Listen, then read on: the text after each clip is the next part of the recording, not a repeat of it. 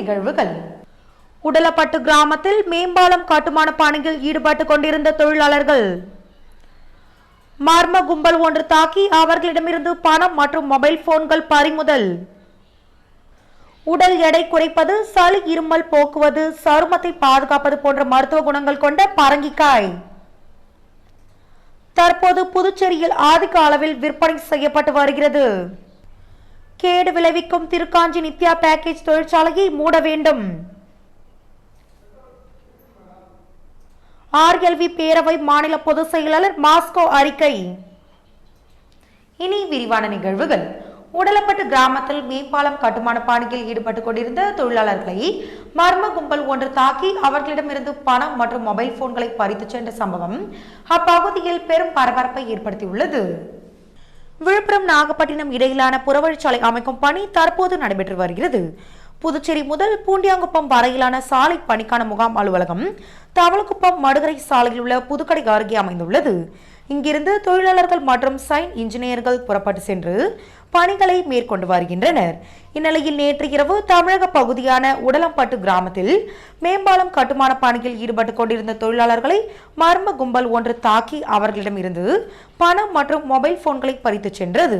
இதில் 2 பொறியாளர்கள், 1 ஒப்பந்ததாரர், தொழிலாளர்கள் உட்பட 5 பேர் படுகாயமடைந்தனர். அவர்கள் பிள்ளையார் குப்பத்தில் உள்ள தனியார் மருத்துவமனையில் சிகிச்சை பெற்று வருகின்றனர். இது குறித்த புகாரின் பேரில் ரெட்டிச்சாவடி போலீசார் வழக்கு பதிந்து விசாரணை செய்து வருகின்றனர். இச்சம்பவம் குறித்து அதிகாரி கூறுகையில், புறவழிச்சாலையில் ஈடுபட்டு வரும் தொழிலாளர்களை தாக்கி பணம் பறிக்கும் சம்பவம் அடிக்கடி நடந்து வருகிறது என்றும், அதுபோல் நேற்று இரவு நடந்த ஒரு சம்பவத்தில் 3 தொழிலாளர்கள் படுகாயமடைந்து சிகிச்சை பெற்று வருகின்றனர். அதனால் பணிகள் பாதிக்கப்படுவது ஒருபுறம் இருந்தாலும் தொழிலாளர்கள் கடுமையாக பாதிக்கப்பட்டு வருவது வேதனை அளிக்கிறது என்றும், இன்னும் 6 மாத காலத்திற்குள் புதுச்சேரி பூண்டியாங்குப்பம் இடையிலான சாலை பணி முழுமை பெற்றுவிடும். அதுவரை எங்களை யாரும் தொந்தரவு செய்ய வேண்டாம். இரவு நேரங்களில் பணியில் ஈடுபடும் தொழிலாளர்களுக்கு போலீசார் உரிய பாதுகாப்பு அளித்திட வேண்டும் என்றார். இது ஏற்கனவே நடவடிக்கையில் உள்ளது, போலீஸ் நடவடிக்கையில் நடந்து கொண்டிருக்கிறது. அவர்களும் சப்போர்ட் செய்து கொண்டிருக்கிறார்கள். இருந்தாலும் இது ரெகுலராக நடந்து கொண்டிருக்கிறது. இது கண்ட்ரோல் பண்ண முடியவில்லை. இப்போ லேபர்கள் பயப்படுகிறார்கள், பயந்து கொண்டிருக்கிறார்கள். டெய்லி இரவு பயந்து கொண்டிருக்கிறார்கள். இது எல்லோருடைய சப்போர்ட்டிலும் நல்லபடியாக முடிந்து, வேலை முடிந்து நல்லபடியாக ரோடை நாங்கள் ஹேண்ட் ஓவர் பண்ணுறதுக்கு தயாராக இருக்கிறோம். உங்களின் முழு ஆதரவு எங்களுக்கு தேவை. எவ்வளோ பேர் செய்கிறாங்க? மொத்தம் எவ்வளோ பேர் வேலை செய்கிறாங்க? மொத்தம் 300 பேர் சார். என்ன எந்த ஊரில் இருங்க? MP, UP, north Indian, Tamil people எல்லாருமே வேலை செய்கிறாங்க சார். இங்கே ரெட்டிச்சாவடி உடலப்பட்டு பக்கத்தில் சார், உடலப்பட்டு பாலத்தில் நேற்று நைட் லோட் டெஸ்ட் நடக்கிறப்ப ஒரு 3 பேரை அடிச்சு போட்டாங்க. சர்வே டிபார்ட்மெண்ட் செக் பண்ணுறப்ப உடல் எடை குறைப்பது, சளி இருமலை போக்குவது, சருமத்தை பாதுகாப்பது போன்ற மருத்துவ குணங்கள் கொண்ட பரங்கிக்காய் தற்போது புதுச்சேரியில் அதிக அளவில் விற்பனை செய்யப்பட்டு வருகிறது. புதுச்சேரியில் சாலையோரங்களில் தற்போது அதிகமாக குவிக்கப்பட்டு விற்பனை செய்யப்பட்டு வருகிறது பரங்கிக்காய். இது பூசணிக்காய் வகையை சேர்ந்தது. இந்த பரங்கிக்காயை பொரியலாகவோ கூட்டாகவோ சமைத்து உணவில் சேர்த்துக் கொண்டால் உடலுக்கு நன்மை பயக்கும். உடல் எடையை குறைக்க விரும்புபவர்கள் இந்த பரங்கிக்காயை தினந்தோறும் உணவில் சேர்த்து உண்டு வந்தால் உடல் எடையும் குறையும். மேலும் தேவையான ஆற்றலை கொடுப்பது மட்டுமல்லாமல் இதில் பீட்டா கரோட்டின் நிறைந்துள்ளது. சருமத்திற்கு நல்ல பாதுகாப்பு தருவதுடன் நம்மை சுறுசுறுப்புடன் செயல்பட உதவும். மேலும் சளி மற்றும் காய்ச்சல் நோய் எதிர்ப்பு சக்தி அதிகரிக்கும் போன்ற பல்வேறு மருத்துவ குணங்களை கொண்டுள்ள இந்த காய் தற்போது பாபநாசத்தில் இருந்து புதுச்சேரிக்கு கொண்டு வந்து நகர பகுதிகளில் உள்ள மார்க்கெட்டுகளில் மற்றும் கிராம பகுதிகளில் உள்ள அங்காடிகளில் விற்பனை செய்யப்பட்டு வருகிறது. மேலும் இந்த காய் 1 கிலோ ரூபாய் 25ற்கு விற்பனை செய்கின்றனர். இதனை புதுச்சேரியில் உள்ள மக்கள் பெரும்பாலானோர் வாங்கி செல்கின்றனர்.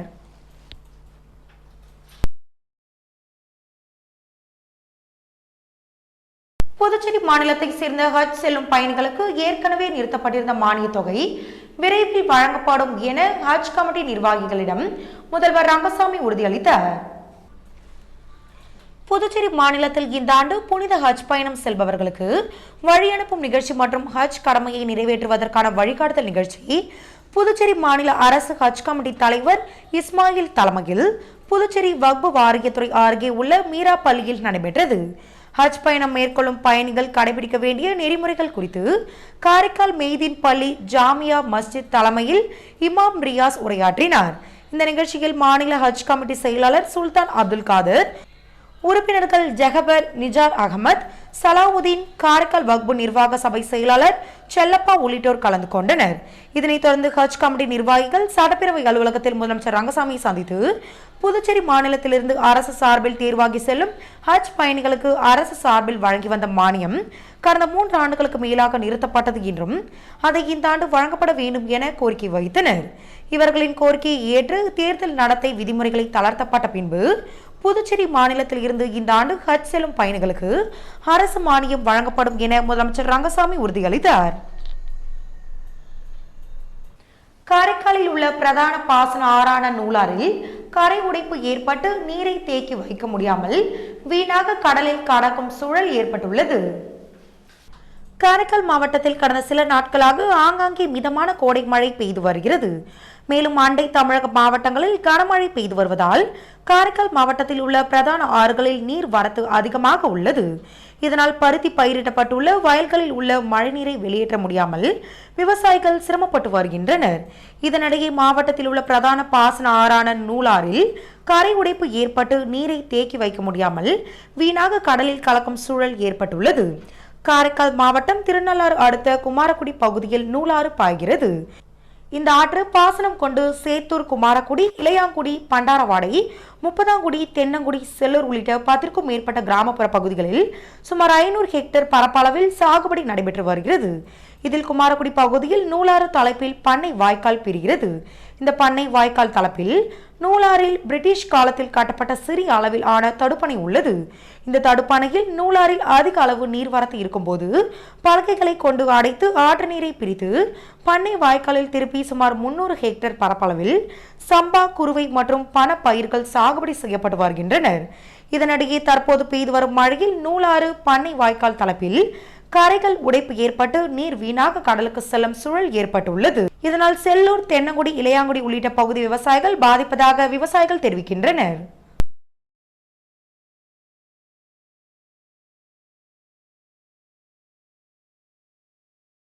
ஸ்ரீ மனோக்ல வித்யா விநாயகர் ஆலய அஷ்டபந்தன மகா கும்பாபிஷேக விழா நடைபெற்றது. புதுவை மாநிலம் மதகடிப்பட்டியில் உள்ள ஸ்ரீ மனோக்ல விநாயகர் பொறியியல் கல்லூரி வளாகத்தில் எழுந்தருளி அருள்பாலிக்கும் ஸ்ரீ மனோக்ல வித்யா விநாயகர் ஆலய அஷ்டபந்தன மகா கும்பாபிஷேக விழாவில் தக்ஷஷீலா பல்கலைக்கழகத்தின் வேந்தரும் ஸ்ரீ மனோக்ல விநாயகர் கல்விக் குழும தலைவர் மற்றும் மேலாண் இயக்குநருமான உயர் திரு மா தனசேகரன், ஸ்ரீ மனோக்ல விநாயகர் கல்விக் குழும செயலாளர் டாக்டர் நாராயணசாமி கேசவன், ஸ்ரீ மனோக்ல விநாயகர் கல்விக் குழும பொருளாளர் ராஜராஜன், ஸ்ரீ மனோக்ல விநாயகர் கல்விக் குழும உறுப்பினர்கள், ஸ்ரீ மனோக்ல விநாயகர் பொறியியல் கல்லூரியின் இயக்குனர் மற்றும் முதல்வர் முனிவர் VSK வெங்கடாஜலபதி அவர்கள் மற்றும் ஸ்ரீலஸ்ரீ சிவஞான பாலசுவாமிகள் அவர்கள் முன்னிலையில் 23/5/2024 வியாழக்கிழமை அதிகாலை 5 மணி முதல் யாகசாலை பூஜைகள் தொடங்கப்பெற்று காலை 10:30 மணிக்கு மகா கும்பாபிஷேகம் வெகு விமர்சையாக நடைபெற்றது. இவ்விழாவில் தேர்வு கட்டுப்பாட்டாளர், கல்லூரியின் அனைத்து துறை டீன்கள், துறை தலைவர்கள், பேராசிரியர்கள், மாணவர்கள் என பலர் கலந்து கொண்டனர். மேலும் ஸ்ரீ மனோக்ல விநாயகர் மருத்துவக் கல்லூரி மருத்துவமனை, மயிலம் பொறியியல் கல்லூரி, மனோக்ல விநாயகர் இன்ஸ்டிடியூட் ஆஃப் டெக்னாலஜி கல்லூரியின் இயக்குநர்கள், முதல்வர்கள் மற்றும் பேராசிரியர்கள் கலந்து கொண்டனர். மேலும் மதகடிப்பட்டு, கலித்தீர்த்தால் குப்பம் ஊர் முக்கியஸ்தர்கள், உள்ளூர் பக்தர்கள் இவ்விழாவை RK அறிவழகன், அர்ச்சகர் S கிருஷ்ணமூர்த்தி, சிவாச்சாரியார் V ஈஸ்வரசிவம் கும்பாபிஷேக விழாவை இவர்கள் சிறப்புற நடத்தினர். இவ்விழாவை ஸ்ரீ மனோக்ல விநாயகர் பொறியியல் கல்லூரி சிறப்பாக ஏற்பாடு செய்திருந்தது.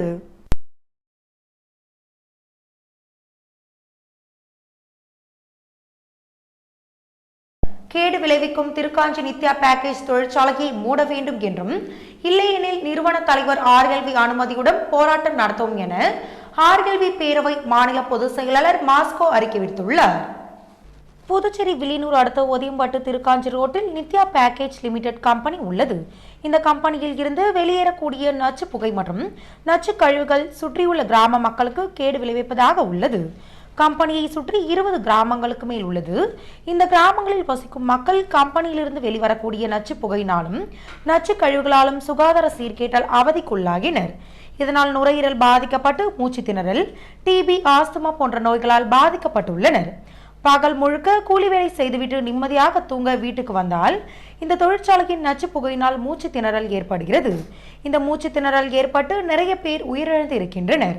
அது மட்டுமல்லாமல் தொழிற்சாலையில் இருந்து சுமார் 100 மீட்டர் தூரத்தில் க்ளூனி CBSE பள்ளியும் செயல்படுகிறது.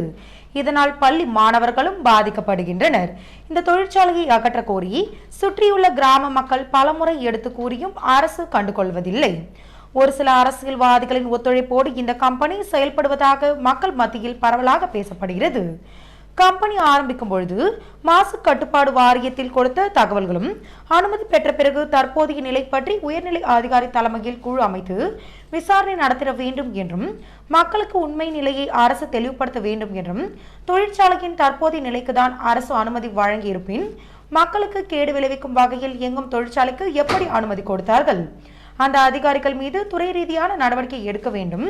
20 கிராமங்களின் மக்கள் நலன் கருதி நித்யா பேக்கேஜ் தொழிற்சாலையின் அனுமதி ரத்து செய்து தொழிற்சாலையை மூடுவதற்கு அரசு உத்தரவிட வேண்டும் என்று அரசை கேட்டுக்கொள்கின்றனர்.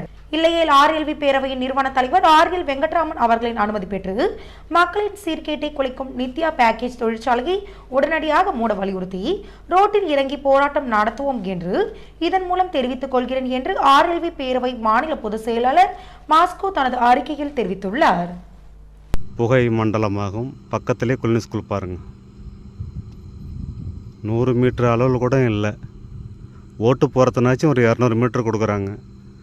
ஆனால் 100 மீட்ரு தொலைவிலே இருக்கின்ற இந்த குளினி பள்ளிக்கூடத்திற்கு எப்படி கல்வி சான்றிதழ் கொடுத்தார்களோ என்று தெரியவில்லை. என்னதான் இந்த Nithya package company pollution control, Puducherry pollution கண்ட்ரோலுக்கு அவர்களிடம் சர்டிஃபிகேட்டு வாங்கியிருந்தாலும் இப்படி மோசமான புகை வர அளவுக்கு எப்படி சான்றிதழ் கொடுத்தார்கள், சர்டிஃபிகேட் கொடுத்தார்கள் என்று தெரியவில்லை. அதுவும் பள்ளிக்கூடத்தின் மேலேயே செல்கிறது பாருங்கள். குளோனி ஸ்கூல் பள்ளிக்கூடத்தின் மேலே செல்கிறது பாருங்கள். எவ்வளோ புகை மூட்டை பாருங்கள். இந்த நித்யா பேக்கேஜிங் கம்பெனியை சுற்றி 20 ஊர்கள்கிட்ட இருக்கின்றன. இரவு நேரத்தில்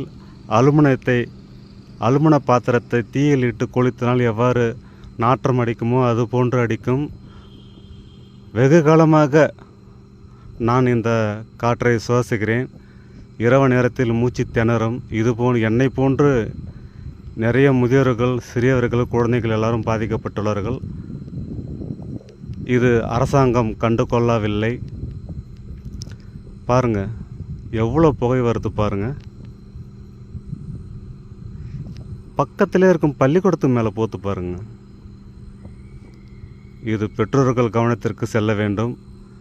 pollution control, Puducherry pollution control இது சட்டப்படி இந்த கம்பெனியை இழுத்து மூட வேண்டும். இது போன்று மூச்சை திணறும்படியாக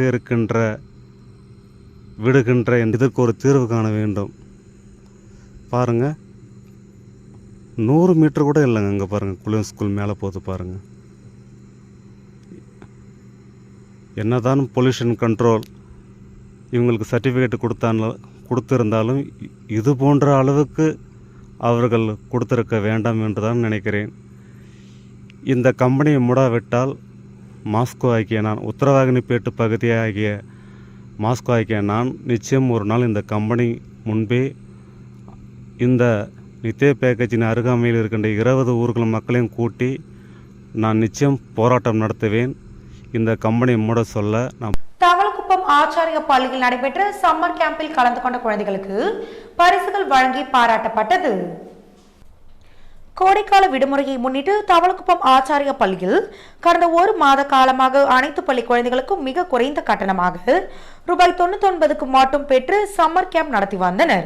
இதில் சுமார் 130க்கும் மேற்பட்ட குழந்தைகள் பங்கேற்று பயனடைந்தனர். இந்த சம்மர் கேம்பில் குழந்தைகளுக்கு படிப்பு மட்டுமில்லாமல் உடல் ஆரோக்கியத்தை கருத்தில் கொண்டு குழந்தைகளுக்கு சிலம்பம், யோகா மற்றும் பிரெயின் ஜிம் எக்ஸசைஸ் போன்ற செயல்பாடுகளை குழந்தைகளுக்கு கற்றுக் கொடுத்தனர். குழந்தைகள் கற்றதை சம்மர் கேம்ப் ப்ராஜெக்ட் அன்று நேரில் பார்வையிட்ட குழந்தைகளின் பெற்றோர்கள் அவர்களின் திறனை கண்டு வியந்து ஆச்சாரிய பள்ளி நிறுவனரான டாக்டர் அரவிந்தன் ஜெயக்குமார் அவர்களுக்கு மனமார்ந்த நன்றியை தெரிவித்தனர். இந்த சம்மர் கேம்ப் ப்ராஜெக்ட் விழாவை சிறப்பிக்கும் விதமாக புதுச்சேரி அரசு கல்வித்துறையில் ஓய்வு பெற்ற தலைமை ஆசிரியர் ராமசாமி சிறப்பு விருந்தினராக பங்கேற்று மாணவர்களுக்கு பரிசுகளை வழங்கி பாராட்டினார். மேலும் ஆச்சாரியா தவளக்குப்பம் பள்ளி முதல்வர் கார்த்திகா சீனிவாசன் மற்றும் ஆசிரியர்கள் அனைவரும் இந்த சம்மர் கேம்பில் பயிற்சி பெற்ற குழந்தைகளுக்கு ரூபாய் 1000 மதிப்புள்ள stationery items, greeting card, speed card மற்றும் ஹேண்ட் ரைட்டிங் புக் என்று பல பரிசு பொருட்களை சம்மர் கேம்ப் குழந்தைகளுக்கு கொடுத்து மகிழ்ந்தனர். பின்னர் அது மட்டுமல்லாமல் குழந்தைகளின் அறிவாற்றல் திறனை அறியும் மூலம் அவர்களின் அதீத திறன்களை கண்டறிந்து அதற்கான அறிக்கையை குழந்தைகளின் பெற்றோர்களுக்கு சமர்ப்பித்தனர்.